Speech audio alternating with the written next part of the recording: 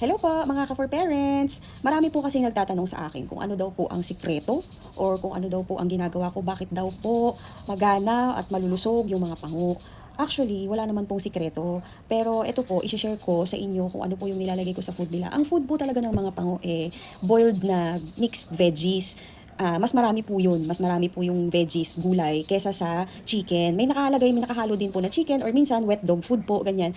Tapos, ayun, parang yung chicken or meat or giniling, minsan gumagamit din po ako, naglalagay din po ako ng giniling na baboy. Depende po kung ano yung available. Pero mas marami po talaga yung gulay kasi mahilig po talaga ang mga pango sa gulay. Tapos, effective po talaga ito, nilalagay ko po ito sa pagkain nila. Gourmet specialist po. Tapos, ang flavor is Australian Angus steak. Sobrang gustong-gusto po ito talaga ng mga pango, as in. Simula nung gumamit ako nito, even before pa, every time talaga na pag nilalagyan ko sila ng ganito sa food nila, nauubos po talaga nila, as in. Wala silang sinisimot, wala silang tinitira, sorry. Simot na simot po ang ano nila palagi, ang pagkain po nila palagi. Ito nga po, yung isa, paubos na, natutulog siya. Tawag dito, sobrang lamig kasi ngayon, di ba? tulog yung virgin coconut oil po actually ito. Flavored nga lang siya. Kaya ayun, meron siyang flavor na Australian Angus steak. Actually, marami pong flavor ang itong The Gourmet Specialist na virgin coconut oil, flavored virgin coconut oil. Pero ang gamit ko po sa kanila is ito pong Australian Angus steak. Tapos ayun, ito, malapit na nga po itong maubos.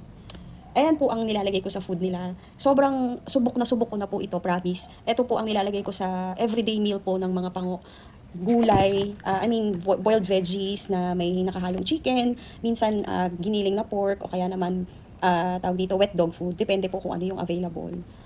Meron po nito mabibili sa mga online shops. Ilalagay ko na lang po yung link sa comment section or dyan po sa ating yellow basket. Subukan nyo na rin po. Tapos watch nyo po yung mga pango. Eto po sila, tingnan nyo po kung gaano sila kaganang kumain. At simot lagi yung kanilang food. The Gourmet Specialist, a premium flavored virgin coconut oil for pets. Hindi po ito sponsored ha, honest review ko po ito. Ihahalo ko lang po yan dito sa boiled veggies nila. Tapos meron din po ako nilagay na boiled chicken, nakahimay na po yan, wala na pong bones, and also wet dog food. At ito po yung Nutritail beef chunks. Gustong gusto po yan ng mga pango. Ayan po, kita nyo kung gaano po kagana kumain ng mga pango.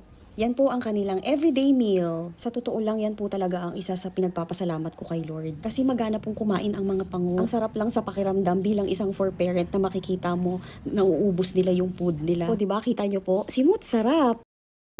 Tapos, ito naman po ang kanilang vitamins. Ito po ang gamit ko sa kanila. NutriBlend Gel by AVLI Biocare. After po nilang kumain, ito po yung binibigay ko sa kanilang vitamins.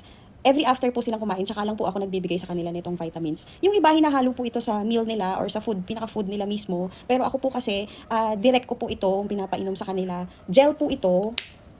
Kukuha lang po ako nito sa daliri ko. Tinuro din po kasi ito sa akin before nung vet na nag-recommend sa kanila ng vitamins na to. Parang ganito. Ganito po ako maglagay. Ayan. Isang guhit po ng daliri ko. Yan yung papainom ko. Bawat isa sa kanila, isang guhit po ng daliri ko.